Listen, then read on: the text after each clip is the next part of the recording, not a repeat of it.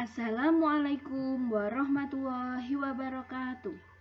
Selamat pagi anak-anak. Bagaimana kabarnya kalian di rumah? Alhamdulillah, luar biasa. Allahu Akbar. Hari ini kita akan belajar tentang kemuhammadiyahan.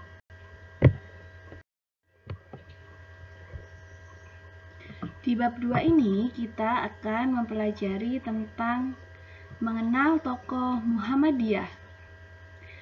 Anak-anak, ada yang tahu gambar tokoh Muhammadiyah siapa?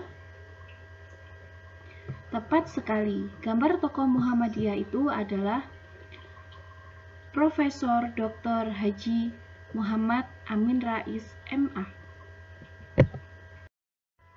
Sebelum memasuki pembelajaran, Bu Siska akan membacakan tujuan pembelajaran kita hari ini. Yang pertama, menyimpulkan lahir dan masa kecil Amin Rais. Yang kedua, menyebutkan riwayat pendidikan Amin Rais. Yang ketiga, menjelaskan sejarah perjuangan Amin Rais. Dan yang keempat, menyebutkan nilai keteladanan Amin Rais. Lahir dan masa kecil Profesor Dr. Haji Muhammad Amin Rais, MA.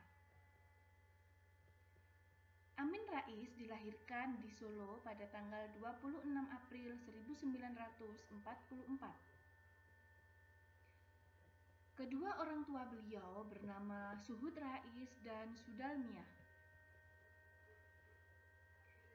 Amin Rais adalah anak kedua dari 6 bersaudara. Sejak kecil, beliau dididik pendidikan agama oleh sang ibu Sudalmiah. Keluarga beliau termasuk keluarga yang taat beribadah. Ayahnya adalah seorang guru, sedang ibunya guru di Sekolah Kepandaian Putri dan Sekolah Bidan Aisyah Surakarta. Karena totalitas di dunia pendidikan, Sudalmiah pada tahun 1985, gelar ibu teladan se-Jawa disematkan padanya. Kakeknya bernama Wiryo Sudarmo merupakan salah satu pendiri Muhammadiyah di Gembong, Jawa Tengah.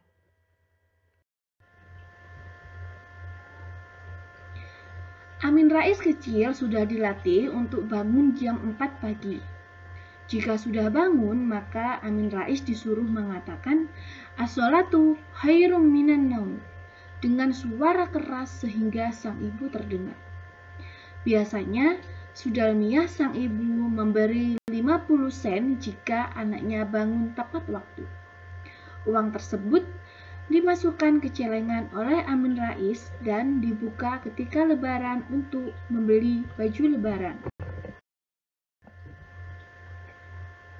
Ibunya berpesan bahwa hakikat hidup adalah ibadah.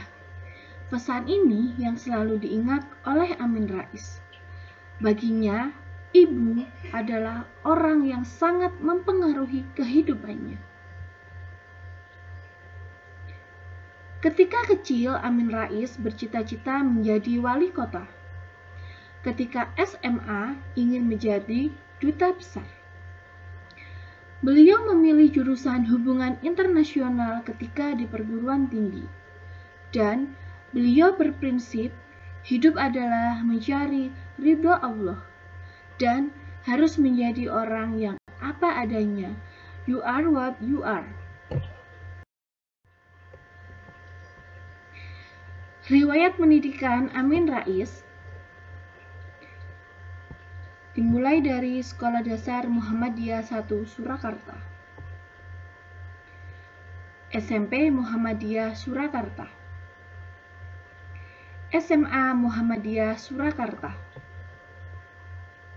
Fakultas Sosial Politik UGM tahun 1968,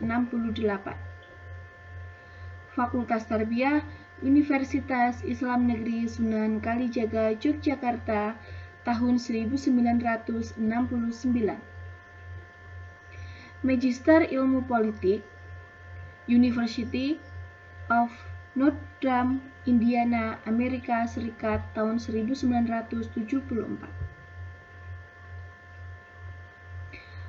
Doktor, Politik Timur Tengah, University of Chicago, Amerika Serikat tahun 1981 sampai 1984.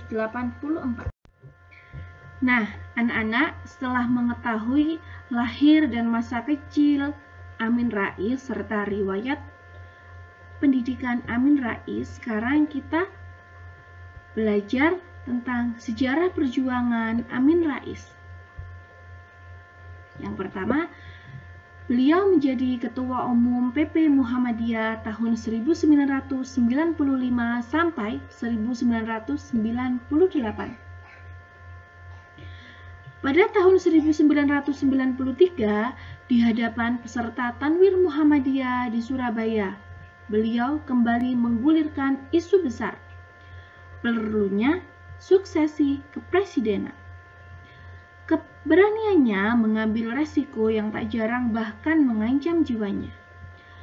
Diakui suami Kusnariati Sri Rahayu sebagai sikap amal ma'ruf nahi mungkar, yang sesungguhnya amanat dan sekaligus gerakan dakwah Muhammadiyah. Keterlibatan beliau di PP Muhammadiyah dimulai sejak Muktamar Muhammadiyah tahun 1985 di Surakarta sebagai Ketua Tabligh. Pada Muktamar ke-42 tahun 1990 di Yogyakarta, beliau terpilih sebagai Ketua PP Muhammadiyah. Meninggalnya Kiai Haji Ahmad Bashir selaku Ketua Umum Muhammadiyah tahun 1994. Kemudian mendaulat sang pemberani. Muktamar ke-43 tahun 1995 di Banda Aceh meminta kesediaannya melanjutkan tampak nakoda Muhammadiyah. Yang kedua yaitu tokoh reformasi tahun 1998.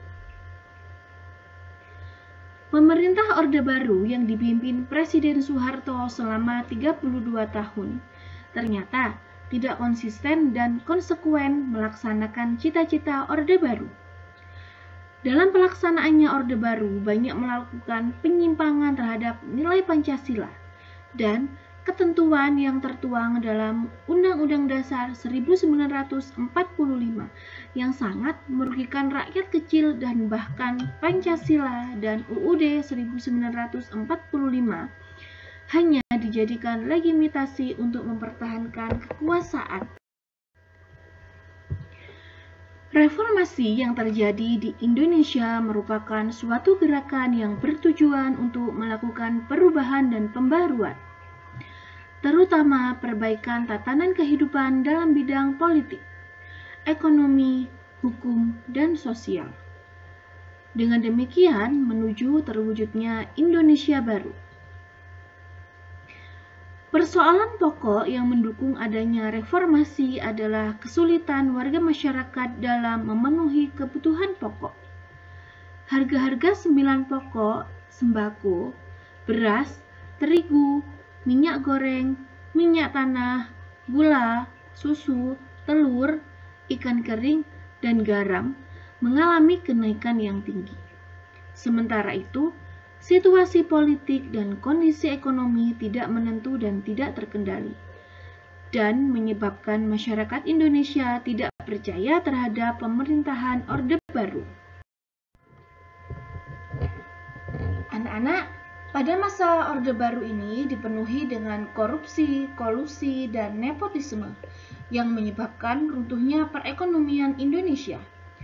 Korupsi yang menggerogoti keuangan negara, kolusi yang merusak tatanan hukum, nepotisme yang memberikan perlakuan istimewa terhadap kerabat dan kawan. Amin Rais adalah tokoh kunci utama reformasi Indonesia. Di saat bangsa ini kala itu benar-benar tenggelam dalam keputusasaan terhadap KKN. Beliau adalah orang yang tepat memimpin bangsa ini dengan cara yang tepat, sehingga kita bisa melewati fase genting keruntuhan Orde Baru berganti ke pemerintahan transisi. Beliau saat reformasi seakan spirit harapan bangsa untuk membangun fase baru pemerintahan yang lebih bersih. Beliau juga berhasil mengantarkan proses reformasi yang dia pimpin tanpa pertumpahan darah.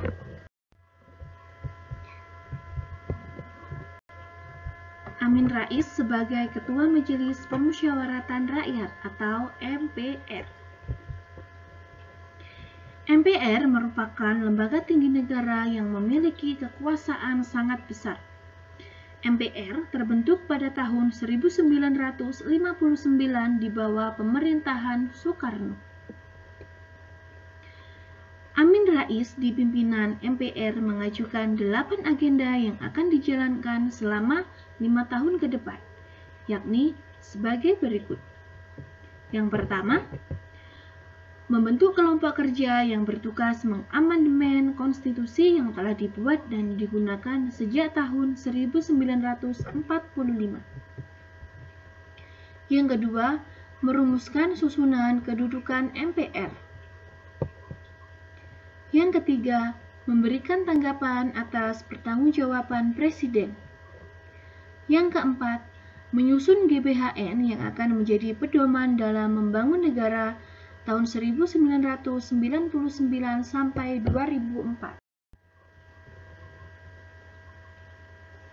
Yang kelima, memberi tanggapan atas masalah Timur Timur. Yang keenam, mengatur proses pemilihan presiden dan wakil presiden. Yang ketujuh, menetapkan tanggung jawab presiden dan wakil presiden. Dan yang kedelapan, membentuk komisi konstitusi yang akan membentuk Mahkamah Konstitusi.